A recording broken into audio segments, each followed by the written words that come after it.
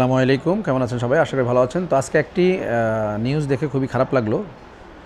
তো নিউজটা হচ্ছে আমাদের প্রবাসী প্রতিমন্ত্রী বলছেন যে যারা কুয়েত, সৌদি আরব বা দুবাই এসব দেশে থাকে তারা নাকি কাজে ফাঁকি দেয় এবং কি মোবাইল ঘাটাঘাটি করে। তো সেই জন্য নাকি মানে ওই দেশগুলো বাংলাদেশ থেকে কর্মী আনতে ইচ্ছা প্রকাশ করছে না।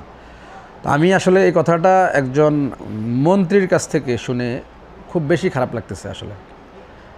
আমার যতটুকু আমার জানা মতে আমি সৌদি আরবে প্রায় 20 বছর আমি কাজ করতেছি।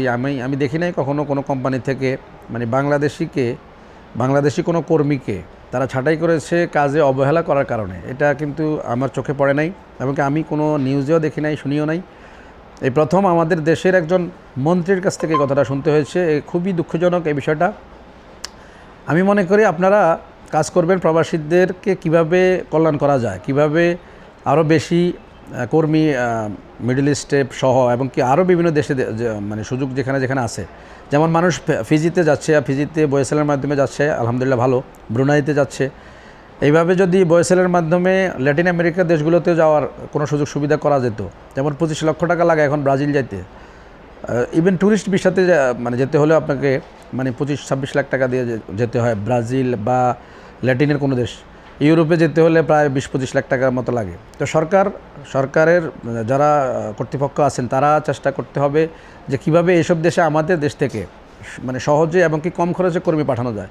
সেগুলো না করে আপনারা উল্টো প্রবাসীদের বদনাম করছেন যে তারা কাজে ফাঁকি দেয়, সেই জন্য বিভিন্ন দেশ থেকে তাদেরকে ভিসা দিচ্ছে না। তো এই বিষয়গুলো নিয়ে আমি সর্বোচ্চ দৃষ্টি আকর্ষণ করছি সরকারের একেবারে উচ্চ পদস্থ যারা আছেন, পারলে প্রবাসীদের সহযোগিতা করবেন এবং সহযোগিতা করার বিভিন্ন খাত আছে।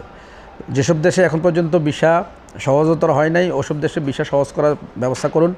এই যে এখন ভারতের ভিসা খুলেছে, অনেকেই লেখালেখি করতেছে ভারত আপনি কেন যাবেন।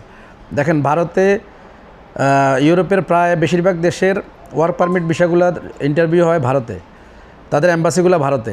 আপনারা যদি পারেন তাহলে বাংলাদেশে এম্বাসিগুলো নিয়ে আসার ব্যবস্থা করুন। সরকার চাইলে তো সম্ভব, সরকার যদি চায় তাহলে ইউরোপের কিন্তু দেশগুলোকে যদি রিকোয়েস্ট করা হয় যে আমাদের দেশে যেন তারা অন্তত সপ্তাহে 2 দিন বা সপ্তাহে 3 দিন অথবা মাসে 4 দিন 5 দিন যদি মানে ইন্টারভিউগুলো দেওয়া সম্ভব করে আর কি, মানে বাংলাদেশে থেকেই যদি ওয়ার্ক পারমিট ভিসার ইন্টারভিউ দেওয়া সম্ভব হয় তাহলে তো প্রয়োজন নেই ভারতে যাওয়ার। তো সেই জন্য আমি সংশ্লিষ্ট কর্তৃপক্ষের কাছে আবেদন করব, আপনারা প্রবাসীদের কল্যাণে কাজ করুন, দেশের স্বার্থে কাজ করুন।